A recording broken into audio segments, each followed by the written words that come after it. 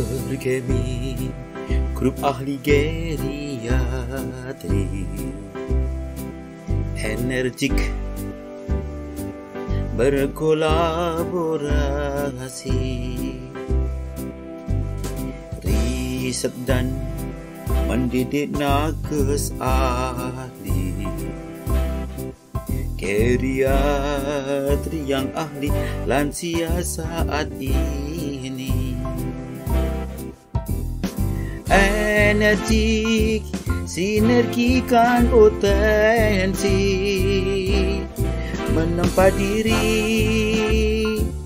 aktif melayani, ilmiah dan saling menghargai,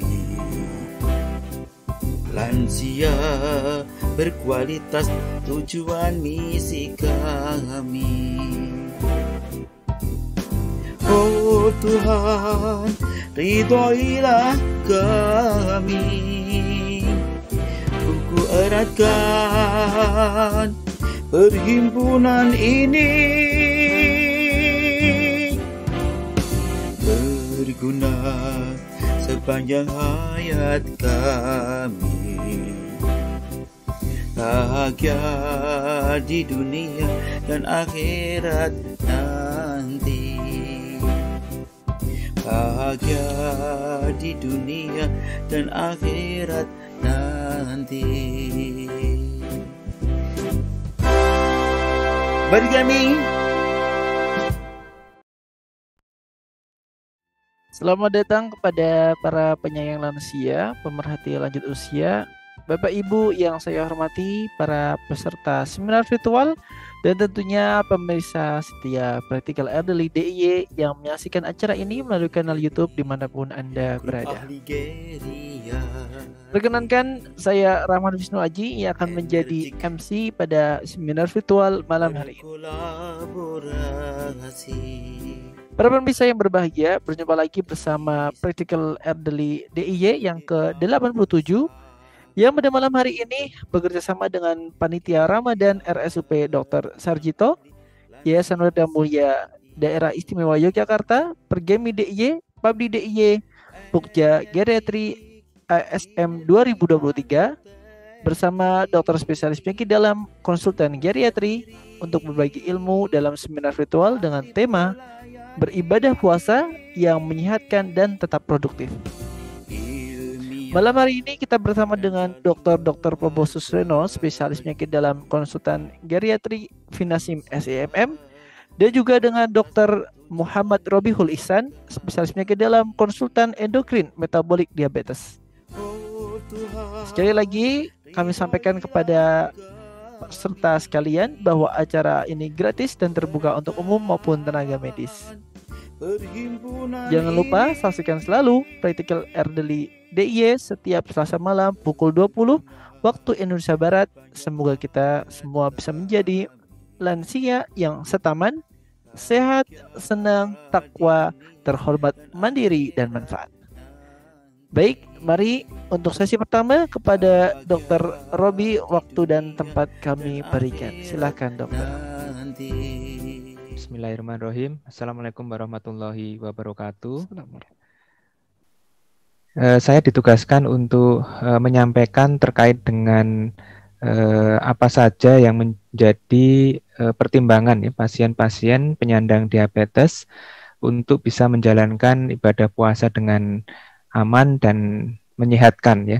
Karena kita tahu bahwa kadangkala pada kondisi-kondisi secara normal ya, pasien-pasien penyandang diabetes masih mengalami beberapa kesulitan ya terkait dengan kontrol glukosa darah yang nantinya tentunya berisiko terhadap kondisi baik hipoglikemi atau penurunan gula darah maupun hiperglikemi atau peningkatan gula darah. Berikut ini nanti akan saya sampaikan bagaimana strategi-strategi yang bisa kita hadapi bersama. Dan karena peserta pada siang hari ini cukup bervariasi ya, jadi dari penyandang diabetes juga ada, para medis dan juga medis, maka ini nanti kita coba untuk merangkum bagi para tenaga medis untuk bisa memberikan edukasi kepada penyandang diabetes, tapi sekaligus juga untuk penyandang diabetes bisa mendapatkan informasi yang cukup bisa diterima secara umum. Ya. Baik, saya izin untuk share screen ya. Baik. Jadi topiknya sebenarnya adalah bagaimana pasien-pasien atau penyandang diabetes ini bisa tetap melaksanakan ibadah puasa dengan aman dan juga menyehatkan. Ya. Baik. Ya, sebagai pendahuluan saja bahwa kita tahu berdasarkan studi terakhir ya yang dilakukan oleh PDR Study ini kurang lebih sekitar 50 juta ya umat muslim dengan diabetes ya di seluruh dunia ini berpuasa setiap tahunnya ya. Nah, rata-rata pasien-pasien dengan diabetes tipe 1 itu adalah 43% dari total jumlah yang menjalankan ibadah puasa. Sedangkan untuk pasien dengan diabetes tipe 2 itu lebih besar ya, hampir mendekati 80% menyatakan mengalami atau menjalankan ibadah puasa. Tentunya ini adalah hal yang cukup perlu menjadi pertimbangan ya, karena kita tahu bahwa pasien atau penyandang diabetes ini memiliki kondisi yang berbeda-beda ya. Ada yang dalam kondisi ringan, tanpa komplikasi, kemudian mudah terkontrol gula darahnya, tetapi di sisi ekstrim yang lain, pasien-pasien diabetes yang memiliki komplikasi dan juga mengalami kesulitan dalam kontrol gula darahnya. Oleh karena itu, ada beberapa stratifikasi tingkat keamanan pada pasien-pasien penyandang diabetes untuk diperbolehkan menjalani puasa atau tidak. Nah, untuk Indonesia sendiri ya, ini diprediksi 2025, ini prediksi ini dibuat tahun 2016. Tahun 2025 ini pasien dengan diabetes di Indonesia di tingkat perkotaan 14,7%. Jadi sekitar 1 dari 14 orang itu ada diabetes ya di Indonesia, terutama di perkotaan. Sedangkan di pedesaan 7% ya, jadi relatif lebih rendah. Dan sebagian besar yang menyandang diabetes ini karena mayoritas penduduk di Indonesia adalah Muslim atau beragama Islam, ya tentunya penyandang diabetes pun juga didominasi oleh penduduk yang beragama Islam. Nah, kenapa puasa Ramadan ini penting? Karena kita melihat tidak hanya dari segi kesehatannya saja, karena ini merupakan suatu anjuran ya, terutama pada rukun Islam, di mana merupakan hal yang wajib, terutama bagi umat Muslim yang mampu menjalani. Nah, tentunya istilah mampu ini kemudian menjadi berkembang ya, seiring dengan adanya suatu kondisi penyakit yang dimiliki oleh masing-masing individu ya. Sehingga perlu ada beberapa pendekatan tidak hanya dari sisi agama saja, tetapi juga ada sisi dalam kondisi kesehatannya. Di mana kita tahu bahwa puasa Ramadan ini dibatasi dari sejak imsak sampai dengan maghrib. Di mana tadi sudah disebutkan kurang lebih 12-14 jam untuk berpuasa. Nah, tentunya ini akan memberikan konsekuensi terhadap metabolisme di dalam tubuh kita ya. Karena tidak dilaksanakan secara terus-menerus, tetapi menjelang Ramadan maka tubuh kita harus dipersiapkan untuk bisa menjalani puasa dengan baik. Nah, dari beberapa studi dan juga Bapak Ibu sekalian hadapi sehari-hari ya, bahwa keputusan berpuasa terutama pada pasien-pasien dengan kondisi penyakit tertentu tentunya atas pertimbangan-pertimbangan. Kadangkala pasien mempertimbangkan atau memutuskan terkait dengan keputusan diri sendiri ya. Pokoknya saya ingin puasa begitu. Tetapi juga dibarengi atau juga diikuti dengan advice dari tenaga medis ya, di mana ini adalah posisi kita untuk bisa memberikan informasi yang cukup supaya pasien bisa dibantu apakah akan menjalani puasa atau tidak ya. Kemudian berikut juga dengan anjuran pemuka agama. Sehingga dari ketiga komponen ini tentunya akan mendapatkan suatu jalan keluar, ya, jalan keluar bagi pasien-pasien dengan penyandang, baik diabetes maupun penyakit yang lain untuk bisa menjalani puasa, terutama dari sisi medis juga aman dan juga bisa menjalani sesuai dengan anjuran yang dianjurkan oleh agama. Nah, apa saja yang sebenarnya terjadi pada seseorang dengan berpuasa, terutama pada diabetes? Tadi sudah sedikit disinggung oleh Dokter Neneng, ya. Tentunya akan ada perubahan siklus, di mana perubahan siklus ini bagi pasien-pasien yang belum menjalani puasa secara rutin, ya, artinya mungkin Senin Kamis atau puasa yang diprogram, maka akan terjadi perubahan siklus mendadak. Terutama apa? Jelas bahwa terjadi perubahan terkait dengan pola makan, pola minum, kemudian waktu terkait dengan masalah terbangun dan tidur, ya. Karena ini pasti akan berubah pada saat menjalani ibadah puasa, baik itu puasa sunnah maupun apalagi ini adalah puasa Ramadan yang nanti akan kita hadapi dalam beberapa hari lagi, ya. Nah, kemungkinan perubahan ini tentunya akan merubah siklus metabolisme tubuh, ya. Di mana siklus metabolisme tubuh ini idealnya akan mengalami penyesuaian respon untuk diadaptasi butuh waktu, ya. Nah, oleh karena itu apa yang bisa kita siapkan dalam waktu pendek ini untuk bisa menyebabkan siklus atau perubahan siklus itu tidak menyebabkan kondisi perubahan siklus metabolisme yang berat, ya. Nah, kita tahu bahwa selama berpuasa, kalau secara medis sebenarnya lebih dari 4 jam setelah makan, ya, maka sirkulasi gula, ya, akan turun karena absorpsi makanan kemudian didistribusikan ke dalam tubuh itu sudah mengalami proses penurunan. Oleh karena itu dalam kurun waktu 4 jam maka kadar glukosa atau gula darah kita sudah menurun. Nah, respon pertama yang terjadi pada orang dengan kondisi tidak makan lebih dari 4 jam adalah penurunan dari sekresi insulin. Tujuannya apa? Tujuannya adalah mempertahankan komponen organ-organ tubuh yang dianggap paling penting yang akan diutamakan, ya.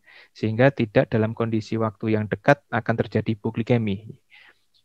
Nah, setelah terjadi proses penurunan insulin dan kadar gula darah itu juga akan semakin menurun karena di beberapa organ vital tetap membutuhkan glukosa darah, maka akan terjadi respon terhadap kontraregulator kadar puasa, yaitu peningkatan glukagon dan katekolamin. Tujuannya apa? Tentunya membongkar, ya.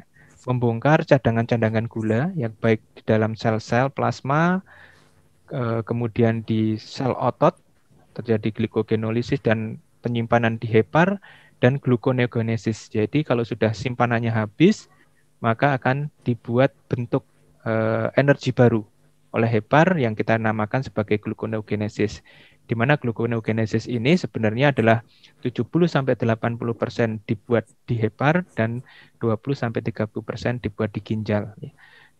Nah, pada orang sehat, ya, dengan intermittent fasting itu sebenarnya bisa memberikan suatu kondisi yang bagus untuk metabolisme tubuh kita. Karena apa?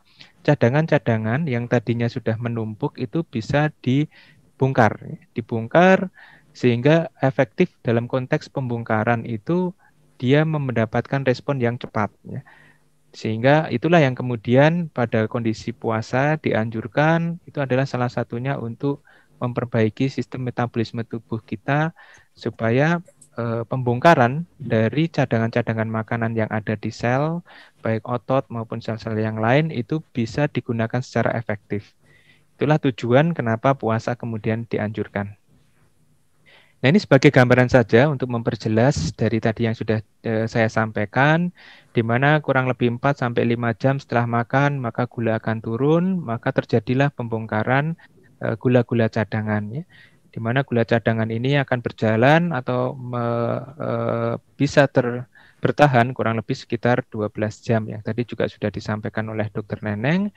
Di atas itu maka akan terjadi suatu respon, entah itu lipolisis yang di mana tubuh akan mencari alternatif energi yang bukan karbohidrat. Salah satunya adalah lipolisis atau pembentukan benda keton, di mana pembentukan benda keton ini tidak membutuhkan insulin untuk masuk ke dalam energi. sebagai energi sel. Kemudian di sisi yang lain adalah kalau sudah kurang lebih 1 sampai 2 hari, maka respon gluconeogenesis akan menjadi hal yang dominan, ya. Di mana gluconeogenesis adalah pembentukan glukosa hati, di mana bahan-bahannya adalah substrat, ya. Substrat-substrat di dalam tubuh kita, pecahan protein dan yang lainnya, asam laktat, ya, pirufat, itu akan menjadi bahan utama pembentukan gluconeogenesis. Ya. Nah, pada pasien-pasien dengan diabetes yang menjalani puasa, ya, kita perlu melakukan assessment. Ya. Assessment terhadap apa? Terhadap kondisi selama sebelum puasa. Apakah pasien itu sering mengalami hipoglikemi? Bisa disebabkan karena pemilihan pengobatan, ya, atau memang cenderung belum terkontrol, yaitu hiperglikemi. Ya. Jadi gula darah masih tinggi. Ya. Kemudian di sisi yang lain, bahwa kita tahu peningkatan kadar gula darah itu akan menyebabkan suatu diuresis osmotik, di mana cairan tubuh akan cenderung keluar. Ya. Itu yang akan menyebabkan suatu kondisi dehidrasi dan risiko trombosis karena akan terjadi hypercoagulable state. Ya. Di sisi lain, apakah sering terjadi suatu pembentukan ketogenesis? Karena tadi semakin insulin itu rendah di dalam tubuh, maka tubuh akan mencari energi alternatif, ya, untuk mempertahankan metabolisme sel. Tidak dari karbohidrat atau glukosa, tetapi dari pemecahan lemak dan protein yang tidak membutuhkan insulin. Nah, kalau ini berlebihan tentunya berbahaya karena ketogenesis ini bersifat asam. Kalau itu kadar kondisinya tinggi, maka darah kemudian akan menjadi semakin asam. Ini yang kemudian kita sering temukan dalam kondisi ketoasidosis diabetiknya. Nah, ini saya ambilkan dari beberapa panduan, nanti silakan dibaca saja, bahwa sebelum kita menganjurkan pasien atau penyandang diabetes untuk berpuasa, tentunya kita perlu melakukan stratifikasi risiko, ya, di mana yang dianjurkan dengan kondisi aman dan dalam pengawasan dokter adalah pada kategori 3, di mana adalah moderate dan low risk, ya. Apa saja yang terkait moderate dan low risk akan nanti kita sampaikan, ya. Sedangkan pada kategori 1 dan kategori 2, yaitu high risk dan very high risk, maka memang tidak dianjurkan untuk menjalankan ibadah puasa. Nah, jumlah dari kategori 3, 2, dan 1, memang sebagian besar pasien atau penyandang diabetes ini banyak pada kategori 3. Jadi moderate dan low risk, di mana masih bisa dianjurkan untuk menjalankan puasa dengan kondisi tertentu dan terawasi dengan baik oleh dokter yang bersangkutan. Nanti ini akan kita banyak diskusikan terkait dengan pasien-pasien yang masuk dalam kategori 3. Nah, berdasarkan stratifikasi tadi, ya, nanti Bapak Ibu sekalian, dan kemudian juga nanti para diabetesi dan juga para tenaga medis apabila ditanya oleh pasien, bolehkah berpuasa, ya. Pada prinsipnya pasien penyandang diabetes itu boleh berpuasa. Kecuali pada apa, ya? Yang pertama adalah terkait dengan kontrol glukosa darahnya yang relatif tidak stabil, ya. Jadi pernah hipo, besoknya hiper, kemudian besok dalam beberapa hari lagi ngedrop gulanya, kemudian tinggi lagi, gitu, ya. Ini maka kita tidak bisa atau belum memungkinkan untuk memprediksi pasien bisa menjalani ibadah puasa dengan aman, ya. Oleh karena itu tidak dianjurkan atau belum dianjurkan untuk berpuasa, terutama pada pasien yang kadar glukosa darahnya belum terkontrol. Kemudian pasien yang memang relatif tidak patuh terhadap anjuran dalam diet, obat-obatan maupun pasien yang menggunakan insulin. Ini bisa kita ketahui pada rekam medik yang selama ini pasien itu kontrol, ya. Jadi setiap kontrol gulanya masih belum baik, sudah kita edukasi, tetapi ternyata pasien kadang minum obat, kadang tidak, maka ini juga belum dianjurkan untuk menjalani ibadah puasa, ya. Kemudian yang berikutnya, pasien yang mengalami komplikasi diabetes berat. Ini sebenarnya masuk kepada kategori 2 maupun 1, di mana kategorinya adalah risiko tinggi dan sangat tinggi, ya. Terutama pada pasien-pasien dengan penyakit jantung yang belum stabil, kemudian riwayat hipertensi yang tidak terkontrol, adanya kelainan ginjal dan yang lainnya yang sifatnya memang merupakan komplikasi yang berat dari diabetesnya. Kemudian yang berikutnya adalah pasien yang dengan riwayat dalam koma ketoasidosis. Jadi ketoasidosis pernah terjadi mungkin dalam kurun waktu 1-2 tahun terakhir ini, maka kita tidak menganjurkan. Karena apa? Karena dengan adanya riwayat koma ketoasidosis ini memberikan informasi kepada kita bahwa kadar insulin di dalam tubuh sudah sangat rendah ya. Sehingga akan risiko terjadinya kalau pasien puasa, kadar insulin akan semakin rendah, maka pembentukan benda keton akan semakin cepat terbentuk. Ini akan menjadi risiko terjadinya koma ketoasidosis. Kemudian yang berikutnya adalah pasien yang memang mengalami riwayat hipoglikemi lebih dari 2 kali pada Ramadan sebelumnya. Jadi yang lalu sempat mengalami hipoglikemi, terutama yang hipoglikeminya yang ringan, sedang dan berat ya. Artinya apa? Membutuhkan pertolongan orang lain ya. Kemudian pasien-pasien yang pada saat melaksanakan ibadah puasa itu nanti mengalami suatu infeksi yang akut apapun ya. Apakah itu saluran nafas, saluran pencernaan, atau pada kondisi luka kaki dan yang lainnya, maka tidak dianjurkan untuk menjalani puasa sampai dengan kondisi stabil. Ya. Kemudian yang berikutnya adalah pasien lansia yang tinggal sendiri. Nanti akan banyak dibahas oleh Dr. Probo ya. Kemudian pasien diabetes yang hamil dan memerlukan insulin. Ini juga nanti akan disampaikan oleh pembicara berikutnya ya. Berikut juga pada pasien dengan diabetes yang di bawah 12 tahun. Karena ini kita tahu bahwa pada usia-usia ini adalah tipe-tipe dari tipe 1 terutama ya, di mana defisiensi insulin itu sangat berat dan risiko terjadinya kontrol gula darah yang tidak stabil sangat tinggi terutama pada anak-anak.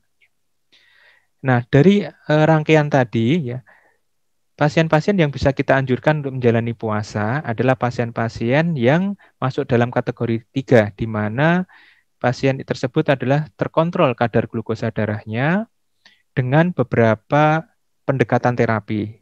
Yang pertama adalah lifestyle. Jadi pasien-pasien yang hanya dengan lifestyle bisa terkontrol dengan baik tentunya bisa menjalankan ibadah puasa ya. Kemudian pengobatan hanya dengan menggunakan metformin, akarbus atau thiazolidinediones ya. Jadi ini adalah pasien-pasien yang relatif pada kontrol glukosa darah yang lebih baik atau masih baik ya.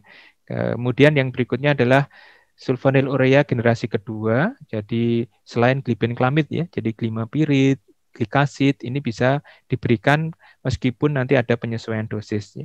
Kemudian ada pasien dengan penggunaan SGLT2 inhibitor maupun insulin basal dengan dosis yang mild dan moderate ya. Nah, ini yang kemudian bisa kita anjurkan untuk berpuasa, ya, mestinya tentu dengan adanya suatu perubahan atau modifikasi baik pola diet maupun jenis jumlah dan dosis obat-obatan. Nah, pada pasien dengan diabetes yang akan berpuasa, maka diharuskan atau lebih dianjurkan makan sahur seperti biasa dan diakhirkan, ya. Jadi kalau sahur diakhirkan menjelang imsak, ya. Kemudian apabila sudah berbuka, maka disegerakan untuk berbuka puasa, terutama adalah air atau cairan. Ya. Jadi ini ya untuk mencegah supaya terjadi risiko dehidrasi yang berat. Ya. Kemudian menjalankan terapi, obat maupun insulin tentunya sesuai dengan anjuran dokter, karena ada beberapa hal yang akan mengalami suatu perubahan rekomendasi, baik dosis maupun cara mengkonsumsi obat maupun insulin. Ya. Kemudian tadi juga sudah disampaikan oleh Dr. Neneng bahwa pada saat berbuka puasa maka sangat tidak dianjurkan langsung mengkonsumsi makanan dalam jumlah yang besar ya. Karena di samping tadi sudah dalam kondisi istirahat untuk saluran pencernaannya, maka akan dilatih atau diaktifkan secara bertahap ya, supaya apa? Supaya risiko terjadinya hiperglikemi postprandial atau setelah makan itu tidak terjadi.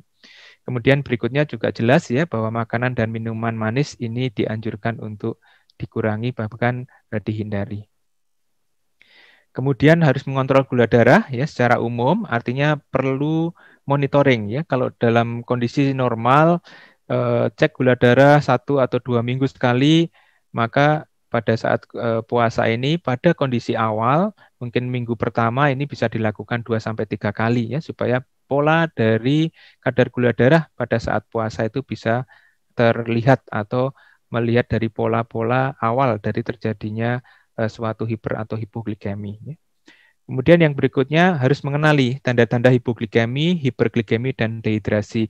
Ini yang penting sebelum menjalani puasa, maka para tenaga medis semua bisa memberikan informasi ini.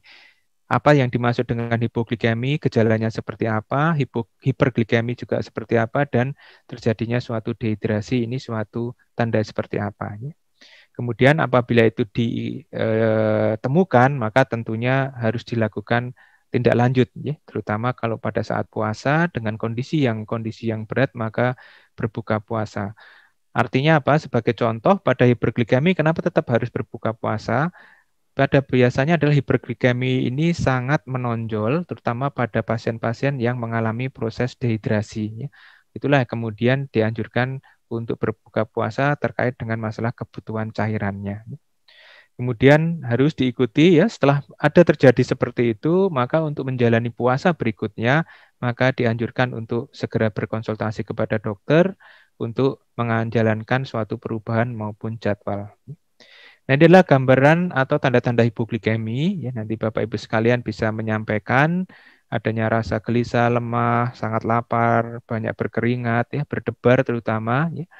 Sehingga kalau memiliki alat pengecekan glukosa meter, maka dilakukan pengecekan. Seandainya tidak ada, maka yang paling aman adalah disegerakan untuk memutus atau membuka puasa dengan cara minum air putih. Ya. Kemudian dilanjutkan dengan kalau seandainya memang terjadi hipoglikeminya itu nyata, maka bisa dengan menggunakan atau mengkonsumsi makanan yang berkalori. Ya. Nah, Bapak Ibu sekalian, kadangkala ini masih sering terjadi bahwa pada saat pasien dengan hipoglikemi itu bukan berarti bahwa terapi nutrisi atau makanan pada saat terjadi hipoglikemi harus berlebihan, tidak. Karena dengan sedikit demi sedikit kemudian gejala itu kemudian hilang, maka itulah titik di mana seseorang itu kemudian harus menghentikan atau tidak menambah konsumsi makanan terutama berkait dengan masalah gula. Ya. Jadi misalnya minum air gula atau teh manis, maka akan dicoba untuk dalam 1, 2, 3 teguk, kemudian berikutnya. Tidak harus dalam 1 gelas penuh itu kemudian harus dihabiskan, ya, karena risiko terjadinya hipoglikemi setelah itu akan sangat tinggi. Kemudian untuk hiperglikemi sama, saya rasa ini Bapak Ibu sekalian penyandang diabetes ini sudah sangat mengenali, ya, karena memang ini adalah gejala-gejala pada saat Bapak Ibu mengalami diabetes atau terdiagnosis menjadi diabetes, ya. Sering buang air kecil, amat haus, kelelahan gitu.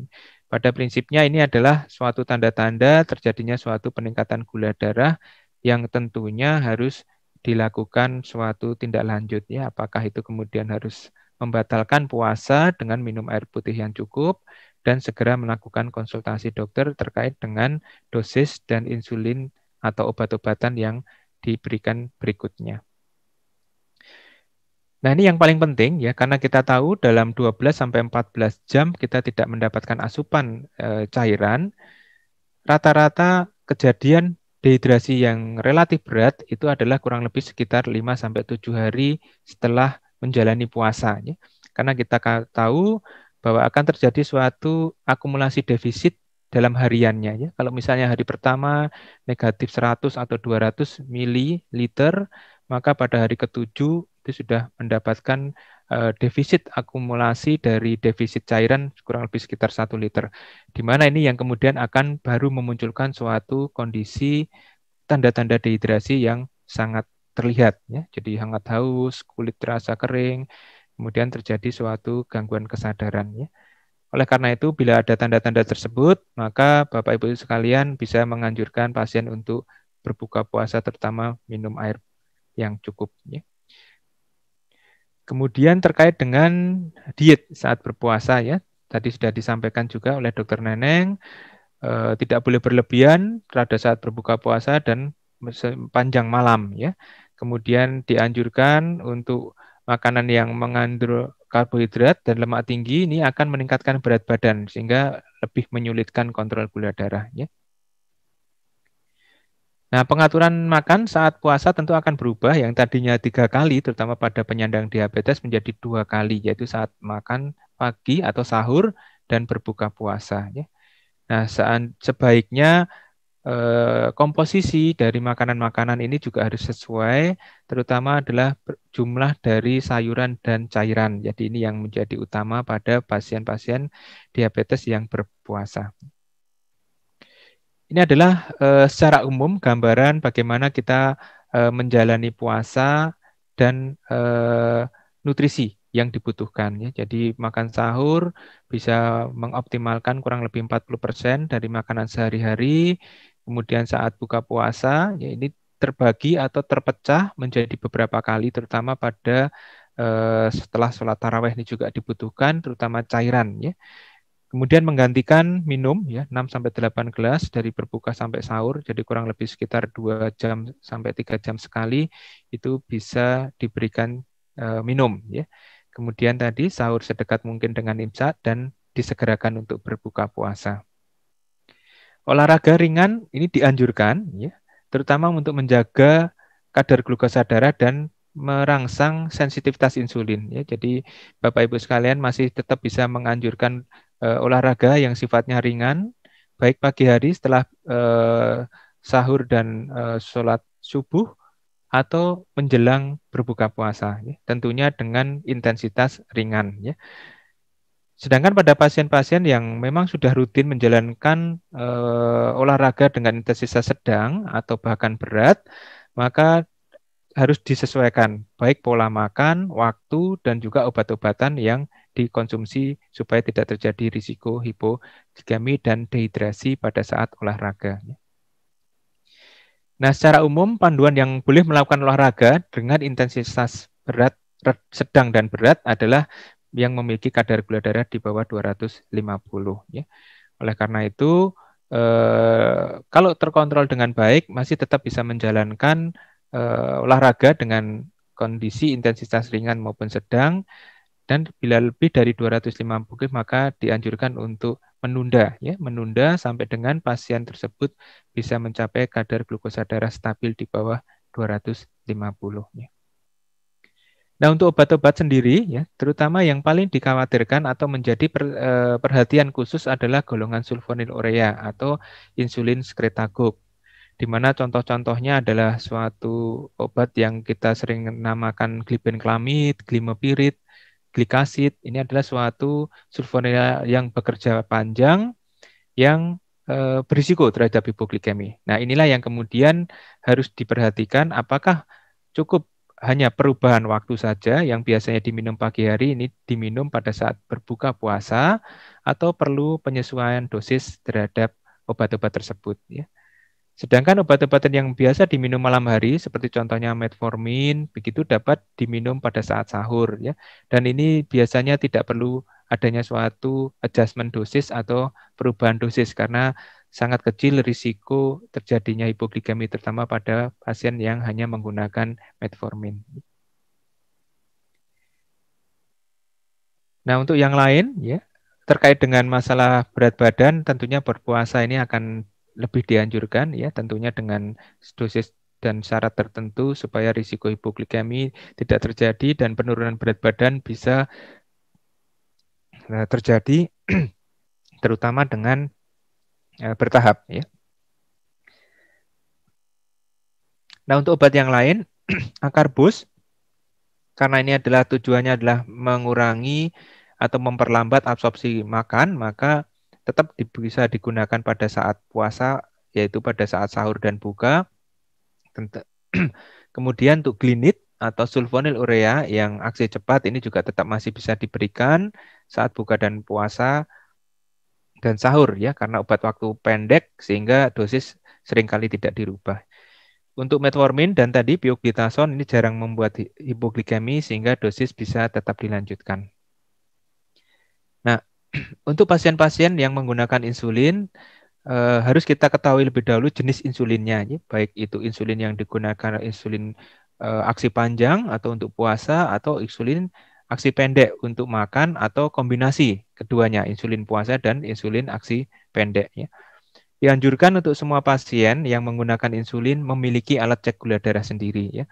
Nah, tentunya ini menjadi pertimbangan supaya bisa menjalani puasa dengan aman. Untuk insulin aksi panjang yang tadinya disuntikkan biasanya pada pagi hari, maka ini dirubah menjadi suntikan pada saat buka puasa ya. Dosis bisa disesuaikan ya, jadi bisa dimulai 2/3 atau 80% dari dosis rutin. Nanti dalam 3 sampai 5 hari dilakukan monitoring, seandainya masih di atas target, maka bisa kemudian kembali kepada dosis rutin hariannya. Untuk insulin campuran, ya ini terdiri dari 2 jenis insulin. Maka kalau pasien yang sudah menggunakan dan hanya 1 kali suntik, maka diberikan pada saat buka puasa. Ya. Sedangkan untuk 2 kali suntik, maka diberikan pada saat buka puasa dan sahur, di mana buka puasa ini memiliki dosis yang lebih besar daripada dosis pada saat sahur. Ya. Sama, semuanya bisa dimulai dengan 80% dari total dosis harian. Ya, jadi ini bisa dijalani dan kemudian bisa dimonitor dalam 3 sampai 5 hari.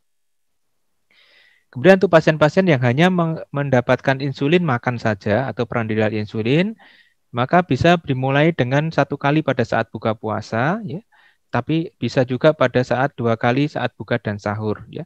Tentunya disesuaikan dengan jumlah kalori yang masuk antara buka puasa dan sahur, ya. Kalau seandainya sahur lebih rendah kalorinya, maka dosis yang diberikan pada sahur lebih rendah daripada dosis yang diberikan pada saat buka puasa, ya. Tentunya sekali lagi ini bisa kita lakukan dengan 2/3 dari dosis hariannya atau 80% dari dosis rutin, kemudian kita titrasi sampai dengan tercapai target. Nah, pada pasien-pasien yang memiliki cek gula darah ya pada awal-awal puasa, maka kita bisa melakukan monitoring lebih awal, lebih ketat ya, di mana bisa kita lakukan sebelum sahur, kemudian 2-4 jam setelah sahur, sebelum berbuka, dan 2-4 jam setelah berbuka. Ya. Ini melihat dari pola untuk penyesuaian dosis terhadap obat-obatan maupun insulin yang diberikan oleh dokter. Ya. Ya, ini sebagai tips tambahan saja ya, bahwa pasien-pasien yang berpuasa ya kurang lebih dalam 1-2 minggu awal kemudian terjadi peningkatan berat badan lebih dari 2 kg, maka segera dilakukan pengecekan ulang ya, terutama gulanya apakah tidak terkontrol ya. Kemudian pada pasien-pasien dengan risiko dehidrasi, bila pagi hari berat badan bisa ditimbang, dan bila sepanjang hari atau sebelum buka kemudian mengalami penurunan berat badan lebih dari 3%, maka ada risiko dehidrasi. Ya, pada pasien diabetes ini harus hati-hati supaya tidak terjadi suatu kondisi dehidrasi yang berat. Ya. Kemudian pencatatan makanan selama Ramadan dan tentunya kecukupan cairan. Ya. Baik, saya rasa itu yang bisa saya sampaikan sebagai simpulan bahwa pada puasa Ramadan tentunya wajib hukumnya ya bagi yang mampu, terutama pasien-pasien penyandang diabetes yang masih mampu menjalankan ibadah puasa, tentunya dengan pengawasan dan edukasi yang baik ya supaya aman tetap menjalankan ibadah puasa, kemudian menjaga jumlah makan dan minum ya terutama saat berbuka puasa, dan pasien harus sahur ya. Jadi jangan sampai pasien tidak sahur dan kemudian menjalani puasanya.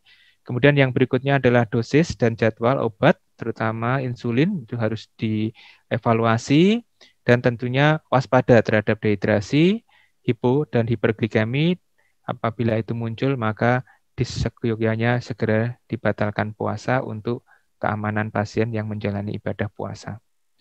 Berikut Bapak Ibu sekalian, panduan-panduan ini kami ambil dari IDR, diabetes Ramadan, dan juga dari Perkeni ya, panduan tata laksana diabetes pada individu dengan berpuasa. Ya. Jadi ini Bapak Ibu nanti kalau seandainya ingin membaca lebih lanjut bisa kita download dan kita bisa baca secara lebih lengkap. Ya. Baik, terima kasih atas perhatiannya. Semoga bermanfaat. Saya akhiri. Wassalamualaikum warahmatullahi wabarakatuh. Baik, terima kasih banyak pada Dr. Robi atas penyampaian yang sangat jelas dan insya Allah sangat bermanfaat bagi kita semua. Langsung saja kita akan beranjak pada sesi berikutnya, yaitu pada Dr. Probo. Waktu dan tempat kami berikan. Silakan dokter. Assalamualaikum warahmatullahi wabarakatuh. Alhamdulillah wa syukurillah. Asyhadu an la ilaha illallah wahdahu la syarikalah. Wa asyhadu anna Muhammadur Rasulullah la haula wa la quwwata illa billah. Para guru besar, para teman sejawat, khususnya para pembicara, panitia, adik-adik semuanya, dan Bapak Ibu semuanya yang mengikuti baik melalui Zoom maupun YouTube, dimanapun Anda berada. Topik yang diberikan adalah bagaimana puasa bagi orang yang tua, lansia 60 tahun ke atas, yang sehat maupun yang sakit, dan bagaimana agar puasa tadi sifatnya bermanfaat, sehat dan bermanfaat. Mengapa saya katakan sehat dan bermanfaat? Karena Nabi Muhammad bersabda, sumutasihu, puasalah, puasa itu baik untukmu, puasa itu menyehatkan kamu. Dalam Al-Quran, Allah berfirman, wa antasumu khairalakum in kuntum ta'lamun, dan puasalah, puasa itu baik untukmu kalau kamu tahu. Tapi dalam hadis tadi katakan sumutasihu, puasa itu menyehatkan ya.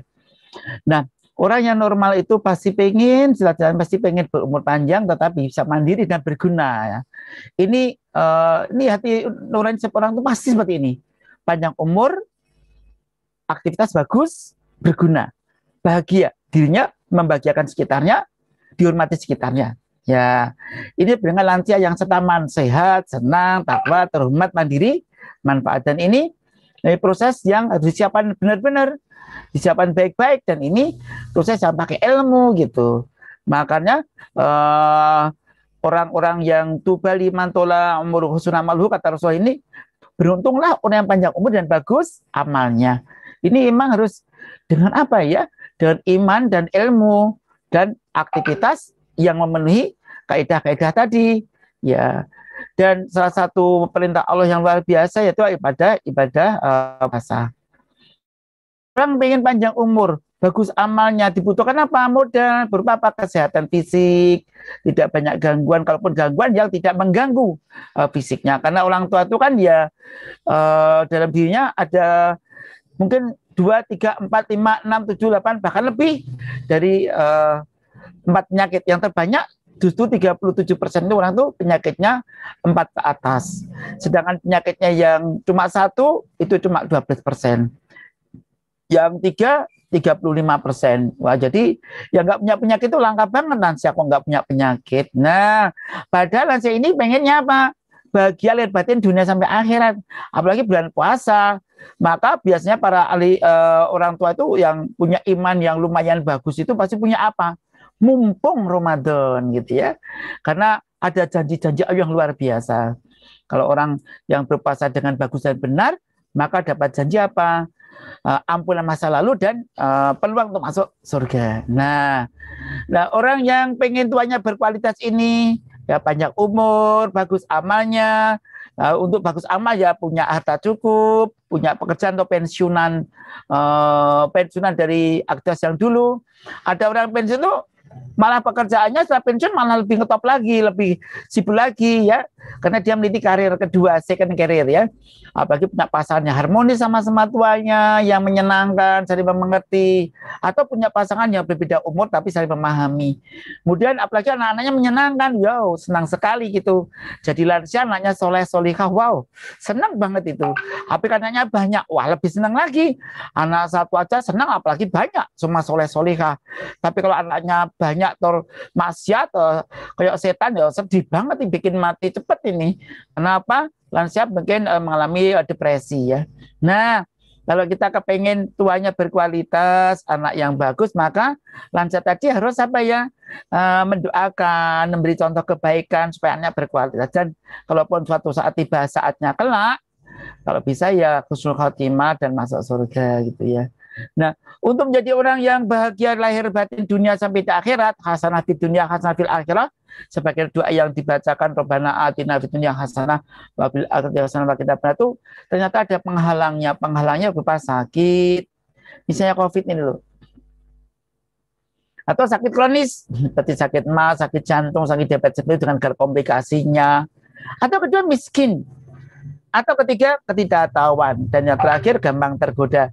Orang-orang yang punya penyakit, orang-orang yang keterbatasan uangnya, orang-orang yang tidak punya ilmu atau nggak tahu caranya hidup yang bagus dan benar, kadang-kadang beraktivitas itu takut, malah tidak beraktivitas yang amal soleh karena takut. Tapi ada juga yang malah jadi ngawur, nekat banget, malah akhirnya fatal ya. Karena itulah penting untuk mengetahui menambah ilmu termasuk forum singkat ini. Nah, jadi orang sakit macam-macam sebabnya itu. Sebabnya bisa karena kongenital, karena defisiensi apapun, proses degeneratif, psikosomatik, autoimun disease, gangguan metabolik seperti kencing manis, asam urat, lipidemia, dan kemudian gangguan infeksi apapun, gangguan sakit gara-gara suatu tindakan pengobatan, karena trauma apapun sebabnya, tumor ganas, cancer, atau tak dipakai yang seharusnya. Dan ini mungkin yang jangan dikupas saja yang tak dipakai seharusnya. Nah, jadi lansia itu orang yang sudah lanjut usia 60 tahun ke atas biasanya mengalami kemunduran fisiknya, kapasitas fungsi fisiknya itu turun 1% per tahun, turun gitu ya. Nah, akhirnya habis sudah. Tetapi dari aspek finansial atau psikologis mungkin berbeda. Ada orang tua yang fisiknya turun tapi uangnya makin banyak. Kejiwaannya lebih tenang, padahal fisiknya menurun. Nah, jadi tidak mesti orang fisik turun itu juga ekonominya turun, belum tentu ya. Ada juga yang memang fisik turun, uangnya juga turun. Tapi ada juga yang secara psikologis dia masih matang, berguna bagi orang lain dan sebagainya. Nah, itu macam-macam. Ada yang di masa tuanya itu akhirnya di akhir hidupnya itu macam-macam. Ada yang mengalami belum sampai tua sudah meninggal duluan, mengalami premature death ya. Ada juga yang menurun, kemudian sadar jadi bagus dan akhirnya umurnya di atas rata-rata. Ada juga yang menurun, kemudian sadar, kemudian sakit lagi, ngawur lagi, akhirnya meninggal juga sebelum umur rata-rata. Dan mengapa menua itu? Sebabnya teorinya macam-macam, dan lebih dua teori ya. Dan teori menua ini memang bermacam-macam, semuanya tidak ada yang 100% benar. Jadi akhirnya semua itu saling melengkapi. Nah, ada teori pemilihan telomere, teori akselerasi DNA, teori radikal bebas, teori DNA, mutasi DNA mitokondria, dan lain sebagainya. Dan kita lihat pada usia tua tuh penyakit yang paling menjadikan paling tergantung lain itu kalau mengalami stroke ya. Stroke ya Allah dengan segala dampaknya ya Allah, apalagi dulu pandai, dulu hebat, jadi bisu lumpuh ya Allah ya Rob, atau sakit jantung yang parah. Nah, ternyata sakit jantung dan stroke yang parah ini penyebabnya faktor juga kan hipertensi, diabetes mellitus, dislipidemia, banyakkan asam urat tinggi, pembuluh darahnya sehingga mengalami inflamasi atau peradangan, berat badan yang gemuk, yang suka minum minuman keras atau alkohol, kemudian mengalami stres, kemudian irama jantung yang nggak normal, faktor keturunan, faktor umur dan sebagainya. Yang akhirnya para ahli membuat kode ini ya supaya nggak mengalami serangan jantung koroner dan stroke dengan segala dampak-dampaknya. Kita harus mengendalikan zero smoking, zero distress, zero obesity, dan zero narkoba. Kemudian 30 menit berolahraga, 5 mangkok sayur setiap hari, tensinya diusahakan di bawah 140. Kemudian kolesterol total di bawah 200, dan gula darah seperti di bawah 200, LDL di bawah 100, sampai di bawah 6 untuk perempuan, 27 untuk laki-laki. Dan hati-hati kalau ada aritmia segera ditangani dengan bagus agar tidak mengalami gangguan jantung atau stroke-nya. Nah, dan sekalian saya yang hormati, nah ternyata hampir kebanyakan lansia yang dulunya berkualitas dan tidak berkualitas itu gara-gara cuma satu modalnya, Tom. Sebab nggak bisa ngerem nafsu dia. Jadi banyak orang celaka malah medis. Kenapa nggak bisa ngerem? Ngerem apa? Ngerem kegiatan, ngerem nafsu, sehingga akhirnya mengalami sakit yang sampai apalagi fatal ya di masa tua. Ya, hati-hati loh nafsu ini. Nafsu bisa nafsu berbuat jelek atau berbuat baik yang melampaui batas, sama-sama jeleknya, tapi jelek yang nafsu jelek ya, nafsu aktivitas buruk ya. Nah, ada orang yang celaka seperti ini, maaf ya. Kalau orang yang memperlakukan tubuhnya dengan semena-mena, mungkin akan alami kerusakan meskipun dulu bodinya itu bagus loh, tapi diperlakukan dengan semena-mena akhirnya cepat rusak. Tapi idealnya kalau orang tadi hidupnya hati-hati, diservis dengan seperti aturan dari pabrikannya, maka meskipun tua masih berkualitas, masih bagus. Namanya successful aging, tua yang sukses. Sebagaimana gambarnya mobil Ferrari ini ya, mobil paling mahal di dunia ini, laku terjual 973 miliar rupiah. Padahal mobil tahun 63, 1 tahun setelah saya lahir ya. Dan pernah mengikuti Tour de France ya. Di Prancis ini sudah tahun 64 sudah ikut. Dan ini masih bagus ini. Dan ini jadi kolektor, seorang kolektor dari Jerman namanya siapa nih Pak David McNair ya. David McNair ini yang akhirnya David McNair yang membeli ini harganya 973 miliar. Mobil tua tapi masih kencang Ferrari ini. Nah, mobil tua ini simbol saja siapapun kalau masa puasa itu sebenarnya masa-masa reparasi, masa regenerasi, masa restorasi organ tubuh. Makanya tadi ada manfaat-manfaat yang sangat banyak yang disampaikan oleh Dr. Neneng, Dr. Robi, Dr. Anis yang menyampaikan puasa itu ada manfaat dan tidak semua kondisi penyakit itu memang tidak boleh berpuasa gitu ya. Dan dalam masa puasa ini ternyata para pakar yang disampaikan Dr. Neneng dan Dr. Anis tadi ada hal-hal yang banyak manfaatnya ya. Ada yang mandorotnya juga belum terbuktikan dengan bermakna ya. Masih memang ada beberapa plus minus tapi kita lihat saja. Meskipun nanti saya sampaikan tidak lengkap karena terbatasnya waktu, yang jelas pada masa Ramadan ini masa mereparasi sehingga apa, remnya diperbaiki, lampunya diperbaiki, klaksonnya diperbaiki, AC-nya makin nyaman, bodinya yang berkarat dibetulkan, yang peyok-peyok dibetulkan, akhirnya jadi bodi yang mulus lagi, sebagaimana di bulan Syawal udah nyaman banget, nyaman, aman, efisien, irit bensin ya, dan bisa bawa penumpang sampai tujuannya. Ini harapannya apa? Puasa tadi membuat hidupnya berkualitas ya. La'alakum tattaqun. Dan puasa itu merupakan salah satu ibadah. Tanda orang bertakwa itu puasa. Sehingga kalau kita lihat kutiba alaikumussyam kama kutiba alal ladzina min qablikum la'alakum tattaqun itu, puasa itu akan menjadikan orang bertakwa sebagai orang sebelum kamu. Dan puasa agama Islam itu juga sudah dikerjakan agama-agama zaman Nabi sebelumnya. Hanya saja bentuknya berbeda. Nabi Musa, Nabi Ibrahim, Nabi Isa juga ada puasa tapi berbeda. Yang kita tahu, yang puasa yang kita lakukan secara agama Islam itu sejak subuh sampai maghrib menahan diri dari makan minum, dari bersebadan dan hal yang lain. Nah, puasa ini ternyata dalam prinsip agama Islam itu ati Allah wa rasul alakum turhamun. Jadi kalau orang tua kerjakan ketaatan pada Tuhan itu pasti dapat bonus ya. Bonus berupa kebaikan. Dan beberapa penelitian ternyata membuktikan puasa itu ternyata menyehatkan. Karena puasa itu ada puasa wajib, ada puasa haram, ada puasa sunnah, ada puasa makruh. Lah puasa bulan Ramadan itu puasa wajib ya, dilaksanakan 1 bulan dengan aturan-aturan yang dicontohkan oleh Nabi Muhammad SAW. Dan itu ternyata para ahli dan meneliti apakah berguna atau enggak ya, soalnya hadisnya itu mengatakan sumutasihu, dan dalam Al-Quran firman Allah yang buat manusia mengatakan wa antasumu khairul lakum in kuntum ta'lamun. Allah itu enggak pernah dusta, pasti dikatakan baik untukmu, pasti bagus tuh. Nah, ya, nanti yang membuktikan ilmu pengetahuan dibuktikan ternyata ya bagus di mananya ya, apanya ya, dan sebagainya. Ada puasa qadha, puasa nazar dan sebagainya.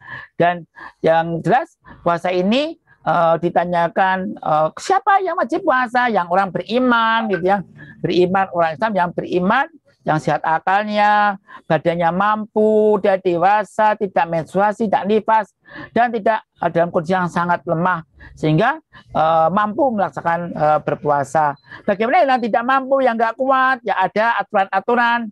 Bagaimana Allah firman tadi, ya bacakan di Anis dan Qorik tadi ya, ada yang diganti hari lain, namanya qadha, atau dibayar dengan pengganti makanan, seperti makanan, seperti orang bersahur dan berbuka, jadi memberi makan 1 hari, kalau dia utangnya 1, utangnya 10 ya membayar namanya fidyah 10 dan tanpa bunga kalau belum bisa dibayarkan dengan lunas.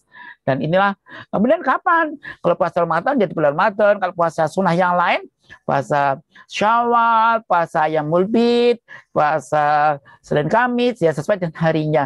Dan mana orang berpuasa itu, puasa itu ya dimanapun. Artinya sedang di kamar mandi ya puasa, di mana berpuasa, kalau tidur pun masih di bawah puasanya tadi. Nah, mengapa puasa? Karena perintah Tuhan, perintah Allah, dan bagian puasanya puasa yang dicontohkan oleh Nabi Muhammad SAW. Nah, kalau contohkan pasti ada manfaatnya, ya pasti bermanfaat, pasti itu. Di mana puasanya dan bagaimana puasa itu? Kalau puasanya bagus dan benar, manfaatnya banyak sekali ya. Ya, puasanya bagus dan benar sesuai contoh Nabi itu akan manfaatnya banyak itu. Pertama, puasa tadi kalau yang contohkan itu pertama, puasa kan ada 3 level gitu ya. Puasa itu puasa yang am atau orang biasa tuh menahan makan minum, tidak berhubungan intim dengan pasangan yang sah sejak subuh sampai maghrib. Nah, ini P1 nih, level terendah itu. Pak, bermanfaat enggak? Puasa ini bermanfaat dari segi medis, bermanfaat dari segi agama. Nah, kalau segi agama ada yang bermanfaat dikit, ada yang kurang ya, tergantung nanti. Karena puasa yang satunya bukan level itu saja, itu puasa level biasa tapi berguna ya. Tetap bermanfaat, sumutasiku bantasum gerelakum itu tak lamun, tapi kebaikannya kalau bisa ngajarkan puasa level di atasnya, khusus atau khos, yaitu selain puasa level 1, puasa level 2, level 3, level 4, puasa perkataan, tidak boleh berkata yang buruk-buruk, memfitnah, menggunjing, berkata yang nggak ada gunanya, rayuan gombal-gombal yang nggak ada gunanya, ya nggak usah. Tapi ngomong harus berguna. Kemudian puasa pandangan matanya, nggak boleh yang melihat yang maksiat-maksiat, yang bukan haknya, menonton video yang saru-saru, porno-porno ya. Apalagi angka-angka yang bukan uangnya tuh kemudian dikorupsi, ditilep. Wah, ini makanya puasa juga ini. Kemudian tindakan asusila bisa pakai pandangan mata dan perkataan rayuan gombal, terus kemudian jajan-jajan akhirnya gituan. Nah, kemudian yang keempat, puasa perbuatan, panca indera, tangan kakinya, puasa semua. Nah, ini kalau bisa mengajarkan puasa ini namanya puasa khusus. Nah, yang terakhir puasa pikiran. Nah, pikiran kalau bisa puasa seperti ini yang level tertinggi, puasa khusus, super khusus ya. Nah, orang bisa ini namanya dapat manfaat fisik, dapat manfaat spiritual, psikologi, sosial gitu. Nah, makanya puasa ini luar biasa itu, sehingga dia disambut dengan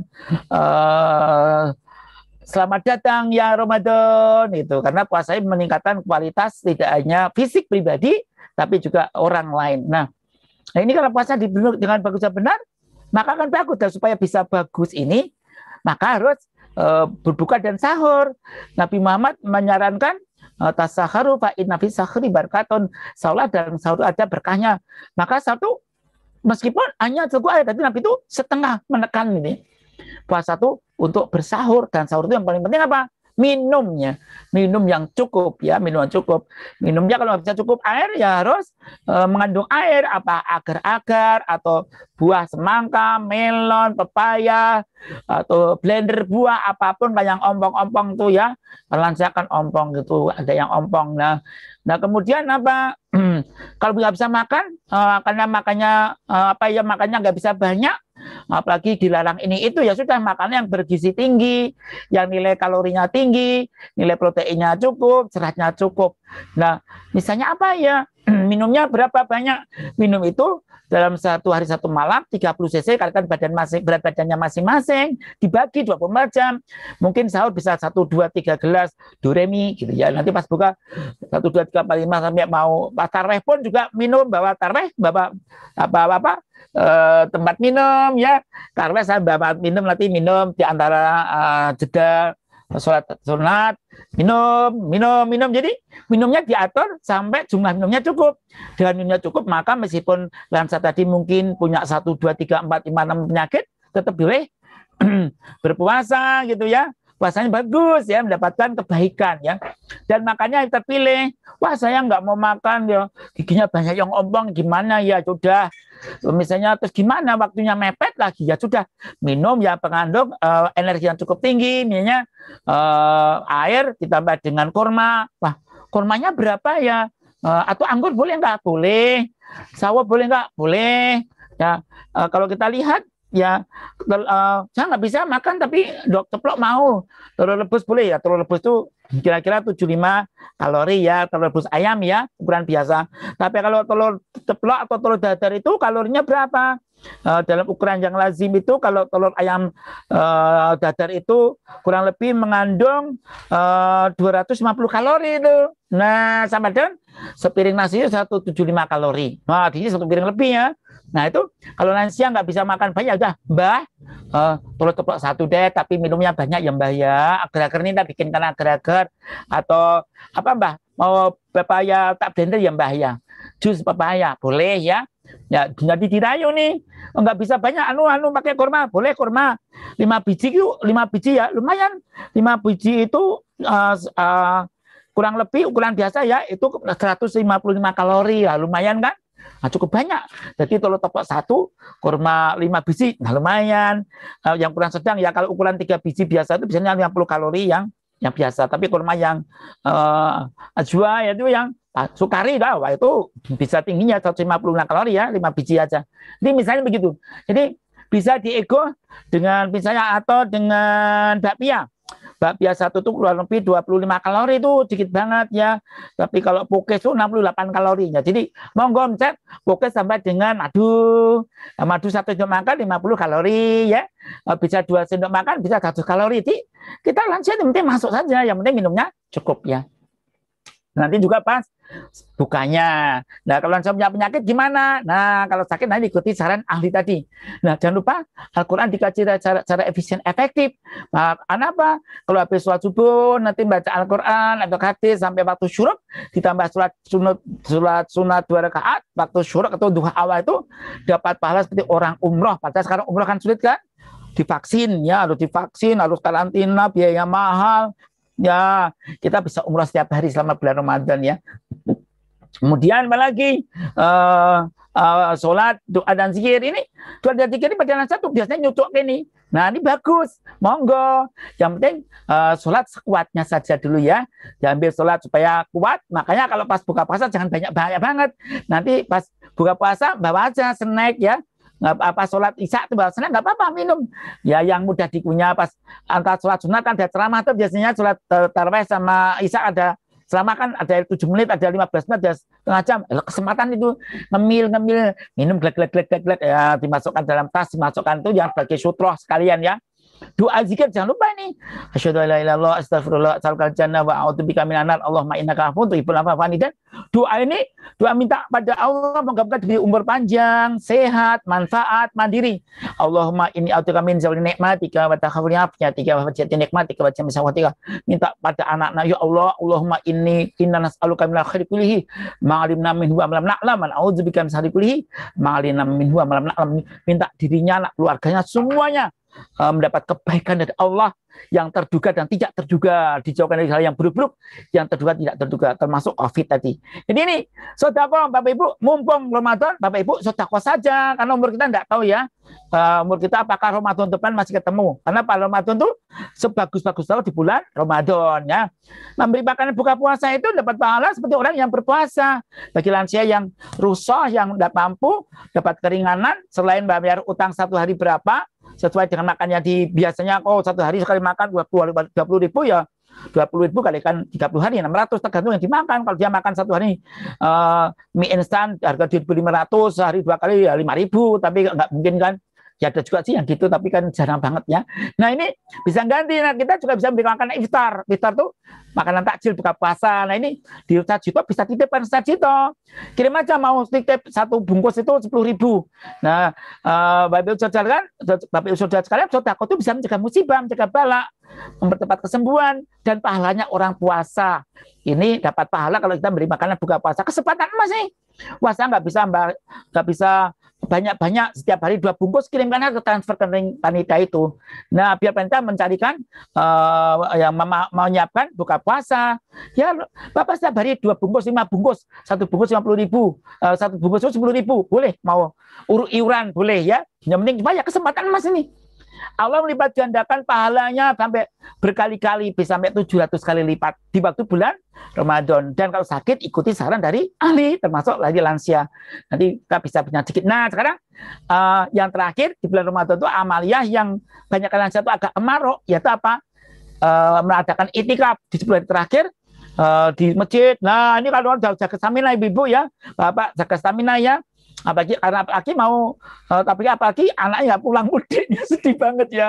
Nah, ini ya tapi dengan nggak mudik ya sekarang menyibukkan di masjid saja. Nah, disiapkan agar nanti di itikaf ini masa-masa introspeksi Mulat Sari Hangursowani ini bisa bagus dan mendapatkan manfaat yang luas. Nah, sekarang apa sih keuntungannya berpuasa itu? Nah, puasa itu keuntungannya banyak sekali, Ibu. Yang jelas dari tadi dipaparkan secara cepat oleh pendahulunya, lalu tadi ya, yang jelas ada perbaikan tensi dan berat badan tadi yang sampaikan Dr. Neneng ya. Berat badan bagus, tensi yang membaik. Saya juga peneliti tahun 2000 nih ya, saya ajukan di Kongres Kopabdi tahun 2000 di Surabaya. Pikiran makin bagus, wujud kelainan kulit makin membaik, alat dalam organ dalam makin bagus. Ini saya tunjukkan nanti. Ya, spermanya makin bagus dan sembuhnya lebih cepat. Ini semua ada dasarnya penelitian dan ternyata awet muda nih. Saya paparan singkat saja ya, saya sekilas nih. Nah, tekanan darah itu akan membaik pada minggu pertama ya. Minggu pertama, Amin 1 saya buat periksa sampel penelitian ini jumlahnya 44 orang ya. Ini tahun 2000 sanitinya. Kemudian saya ikuti 7 hari pertama, 7 hari kedua, 2 hari ketiga, 2 hari keempat. Dan 7 hari setelah Lebaran. Ternyata penurunan paling banyak itu pada minggu pertama. Bisa sampai 60 mm air raksa. Semakin tinggi tensinya, semakin besar turunnya. Anehnya, yang rendah tidak makin rendah. Nah, saya tanya ada Prof. Aji, gimana ya Prof? Prof, aksesnya dari mana jalurnya kok bisa gitu ya Prof ya? Prof. Aji nyampaikan banyak sekali teori-teori itu. Yang jelas asupan natriumnya berkurang ya. Yang dan semacamnya, berat badan turun akan berat badan itu dengan penurunan tekanan darah. Tidak hanya itu, ada aksi spesies yang bisa menyebabkan relaksasi, pacuan menurunnya pacuan simpatik dan parasimpatik yang meningkat. Nah, ini apalagi dia doa dan zikir dengan bagus. Dan yang kedua, berat badan turun, dan berat badan itu sampaikan Dr. Neneng belum tadi, berat badan turun itu pada minggu pertama paling besar, sampai ada yang 2 kilo seminggu tuh. Ada yang setengah kilo, rata-rata 6 on ya, minggu pertama, minggu kedua, minggu ketiga, minggu keempat. Dia rata-rata turunnya rata-rata 2 kilo. Tapi setelah 7 hari ada yang naik lagi. Tapi mereka yang puasa sunnah Syawal nggak naik juga sih. Nah, kemudian bagaimana tentang fungsi ginjal ini? Pada lansia nih, yang ini lansia ya. Ini lansia lagi. Ini yang dibimbing oleh Prof. Siti Sati dengan Dr. Bujirato, KGH pimpinan Pernefri ini. Ya patuh itu. Ternyata juga Indonesia ini, ternyata puasa itu memperbaiki fungsi ginjal. CTT-nya makin bagus ya. Memang awalnya kayaknya membahayakan. Ternyata enggak. Asal dia minumnya sesuai dengan Rasulullah ya. Pas buka, sahur terutama itu harus cukup minum ya. Apalagi yang punya riwayat ada kristal pada ginjalnya.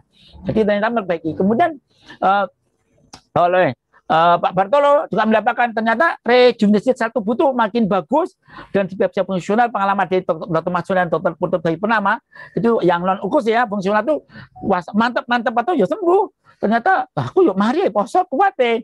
Tadi sampaikan Dr. Neneng, radang paru membaik, fungsi paru membaik ya, profil lipid membaik, tekanan darah di dalam intraokular juga membaik, dan radikal bebas terkurangi dan asosiasi meningkat. Ini dan penelitian dari Bapak pakar intelektual Jepang ini ya, Yoshinori Osumi ini ternyata mendapat hadiah Nobel 2016 ya, dan membuktikan bahwa puasa itu membuat otopagi itu makin bagus, dan puasa-puasanya sekitar 8-16 jam itu yang paling banyak ya, sehingga puasa yang intermittent fasting itu ternyata memperbaiki tubuh, dan seolah menyapu bersih sel-sel tubuh yang tidak bermanfaat, dan ini disebut dengan sebagai perbaikan remajaan sel, rejuvenasi sel. Dan tidak hanya itu, keuntungannya adalah secara aspek psikologis dan sosial, emosi lebih stabil, meningkatkan internal control, lebih tahan terhadap stres, kecemasannya berkurang, mencegah kumannya beberapa gangguan jiwa ya, yang cukup panjang sekali, dan meningkatkan rasa aman dan kolegalitas. Aku banyak berkumpul, tarawih bersama, tapi ini sekarang pandemi ini gimana nih? Agak repot nih. Dan kemudian terhadap orang-orang yang menyandang kemiskinan, makanya di saat seperti ini bisa orang berlomba-lomba memberikan sesuatu ya. Yang jelas Bapak Ibu yang saya hormati sekalian, orang yang berpuasa dengan baik benar baik tuntunan Rasul itu akan mendapatkan puasa yang aman ya. Aman. ikuti pendapat para pakar. Apalagi yang sudah tua, hidup sendiri, penyakitnya banyak, hati-hati ya, sering konsultasi dokter aja. Bisa lewat telemedicine atau tekon ya, atau bisa tanya, nanti bisa tanya bagaimana puasa boleh enggak? Oh boleh. Bapak pakai insulin hati, kalau matanya enggak bagus ya jangan ya. Hati-hati dulu. Kalau mata bisa nyok atau ganti pil, nah, misalnya gitu, bisa minta tolong pada dokternya yang jelas supaya puasanya bagus gitu ya. Ya tadi tanyakan pada dokter, termasuk kalau nggak bisa makan yang diinginkan di bulan Ramadan, tanya ahli gizi ya, ahli gizi penyakit apa, saya sakit ini bu ahli gizi, pak ahli gizi, makan saya apa ya? Kalau nggak mau makan nasi ganti apa? Oh nasi nggak mau pakai kentang, oh boleh ukurannya berapa ya? Nanti ditanya juga indeks glikemik dan beban glikemiknya itu ya, makanan apa yang bisa kenyangnya lama, naik kadar gulanya pelan-pelan, dan dihitung beban glikemiknya itu ya. Jadi berapa yang diasup dari indeks glikemik kan jumlahnya, nanti dihitung berapa. Dan ini yang jelas kalau sakitnya parah, misalnya sudah aktif, pneumonia sudah aktif, sirosis hati yang berat, sakit jantung yang sering kambuhan, yang nggak bisa lepas obat, ya sebaiknya tidak puasa dulu. Mendapat obat yang demensia atau pikun, ya hati-hati, demensia atau pikun kebanyakan meninggalnya karena dehidrasi. Jadi sebaiknya tidak usah puasa dahulu ya. Nanti dihitung ADL-nya gimana, ADL-nya gimana. Kalau dia nggak mandiri dan membahayakan, maka hati-hati. Tadi sampaikan dokter Robi, berat badannya turun berapa banyak ya. Kemudian jangan lupa kalau rusak dibayar berupa kodok ya, sebaiknya kita bayarnya depan aja deh daripada nanti lupa ya, supaya kita dapat lebih dulu. Perlu juga tidak hanya wajib, kita juga bayar sunahnya, membayar fidyah, kemudian atau memberikan iftar, sodako, zakat, infak dan sebagainya. Dan ini sangat bagus sekali. Dan kita pandai-pandai nih ya, memilih makanan apa yang indeks glikemiknya rendah, dan tidak hanya itu juga indeks glikemik rendah, kalau jumlahnya banyak ya beban glikemik jadi tinggi.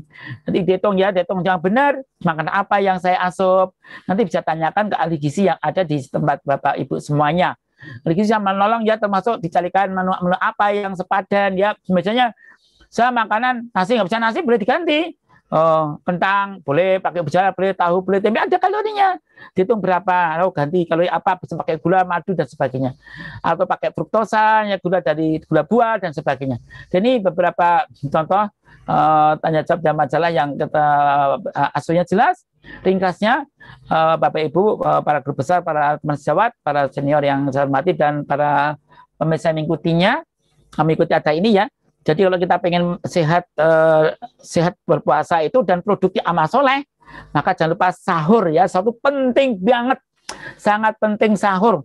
Kalau nggak sempat makan nasi, ya boleh minuman yang berenergi cukup ada seratnya, ya syukur agar-agar, nggak bisa ya telur ceplok ya boleh. Memang kelihatannya banyak, tapi kan dipakai untuk kegiatan sehari-hari. Nanti jadi lemak disimpan, jadi glikogen, dibakar kan, disampaikan dokter yang tadi, jadi asam lemak bebas, ya benda-benda keton ya. Jadi nggak usah takut sekali, yang penting kalau bahan makanan ini, kalau enggak payah ya. Makan minum, kemudian berbukanya, yang penting minumnya harus cukup ya. Berbuka pakai air gula buah lebih bagus ya. Gula pasir boleh juga sih, boleh, yang penting jumlah airnya cukup. Nggak cukup waktu nanti batu isya, pas taraweh, mau tidur ya. Obat sesuaikan, yang sehari 3 kali jadi 2 kali, atau diganti yang malam, ya pagi siang malam diganti saat buka dan sahur. Kemudian kalau insulin ya sesuaikan seperti sampaikan dokter Robi tadi, dan jangan lupa Bapak perlukan suplemen. Suplemen itu sebenarnya kalau makannya sudah cukup nggak usah, tapi kalau makanannya tidak lengkap dan nafsu makan kurang ya pakai suplemen bagus. Dan jangan lupa vitamin B1 ya, merupakan katalisator metabolisme karbohidrat, supaya apa yang dimakan yang manis terbakar jadi energi ya. Istirahat yang cukup, jangan yang diterik-terik matahari. Kalau olahraga kira-kira setengah jam atau 1 jam sebelum saat buka puasa. Usahakan jalan kaki itu lumayan loh kalorinya. Kalau berjalan 1 jam itu bisa 125 kalori. Kalau naik turun tangga itu 10 menit bisa 202 kalori. Nanti bisa dieguhkan ya. Kalau nggak kuat lama boleh berjalan 10 menit, tapi jalan cepat sambil persiapan, apalagi mau haji ya, mau haji. Kemudian kegiatan menabung amal, tahu diri loh ya. Hati-hati, ada jalan cepat menabung amal. Nomor 1, sholatnya solukat berjamaah. Kalau nggak bisa berjamaah di rumah, usahakan berjamaah ya. Yang kedua, kemudian jangan lupa berdoa dan zikir, banyak doa dan zikir. Subhanallah, alhamdulillah, la ilaha illallah, Allahu akbar, la haula wala quwwata illa billah, Allah, astagfirullah, astagfirullah jannah, wa a'udzubika minan nar, Allahumma innaka afuwwun tuhibbul afwa fa'fu anni. Boleh pas buka, pas sahur, pas masak, pas lempit-lempit, menyiapkan buka, menyiapkan iftar, atau nyumbang ya, memberi makan buka puasa, kesempatan emas ini ya. Sebungkus 10.000, kirim 2 bungkus, 10 bungkus setiap hari. Wah mumpung ini amal, moga-moga saya sehat, panjang umur, dapat pahala banyak, usaha dah terbatas. Wah masa lalu saya kurang bagus ya, kesempatan nih. Panitia nomor rekening berapa, kita kirim langsung agak banyak. Saya langsung 1 bulan, tapi setiap hari 10 orang. Boleh 10.000 kalikan 10, 100 kalikan 1 bulan 3 juta. Boleh. Atau setiap hari saya 3 juta. Boleh, 2 juta. Boleh saja. Bisa anak-anaknya diajak ya. Untuk bernama soleh. Ini kesempatan emas ini. Bapak Ibu yang meminta mengingatkan anaknya, ya anaknya yang iuran, nanti dikumpulkan, itu ibu yang mengajak itu dapat pahala. Ya seolah-olah nyumbang, padahal uang jadi anak, tetap dia dapat pahala. Mantalang ala khairin falahu ajri fa'ili. Jadi siapa aja yang berbuat baik, mengajak baik, orang yang mengerjakan kebaikan, itu dapat pahala copy paste, persis, nggak dikurang sedikit pahalanya. Ini adalah disebut dengan mencari amal dengan cerdas namanya ya. Jadi ajak-ajak kebaikan, tapi beri contoh meskipun semampunya saja. Yang terakhir, jangan lupa persiapan lebaran dan pasca lebaran. Kalau lebaran biasanya mudik, sekarang nggak ada mudik, ya sudah, kalau ini nggak ada perubahan sih, paling ya sedihnya aja. Nah diganti dengan mungkin kiriman berita WA atau kiriman pulsa ya. Bapak Ibu, Mas-mas, Mbak-mbak, adik-adik yang punya orang tua masjid, jangan lupa kirimi pulsa ya, pulsa untuk internetnya orang tua. Kalau perlu berikan handphone yang bagus ya, atau pasang layar monitor yang gede, bisa mau ngomong ya, dipasangkan ya. Repot dikit itu nggak ada artinya. Nanti orang tua tuh harta yang paling mahal, nggak ada orang yang paling mahal, nilai yang paling mahal kecuali orang tua. Nah, Bapak Ibu semati, itu aja dari saya. Yang jelas mari kita gunakan mumpung masih hidup sebelum datang kematian. Wasihatuka qabla saqatika, mumpung sehat sebelum datang sakitmu. Bapak lakukan qabla suklika, gunakan mumpung sempat sebelum datang sibukmu. Bahasa buka qabla harumika, gunakan mumpung mudamu sebelum datang tuamu, dan baginda qabla fakrika, gunakan mumpung kamu mampu sebelum datang miskinmu. Bapak Ibu, kalau sudah sakit parah, harta berapa yang itu nggak ada artinya. Kalau sudah meninggal dunia, apa harta kita tinggalkan? Rumah, mobil, perhiasan, tabungan emas kita tinggalkan. Yang catatan harta kita, yang sejatnya kita amalkan. Mumpung Ramadan, jangan lupa memberi makan buka puasa secepatnya, mumpung belum terlambat. Sekian dari saya kira wassalamualaikum warahmatullahi wabarakatuh.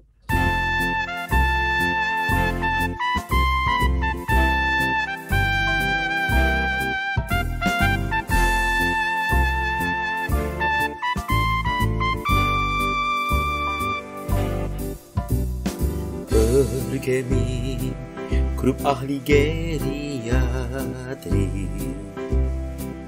energik berkolaborasi, riset dan mendidik nakes ahli geriatri yang ahli lansia saat ini. Energik, sinergikan potensi, menempa diri, aktif melayani, ilmiah dan saling menghargai, lansia berkualitas, tujuan misi kami.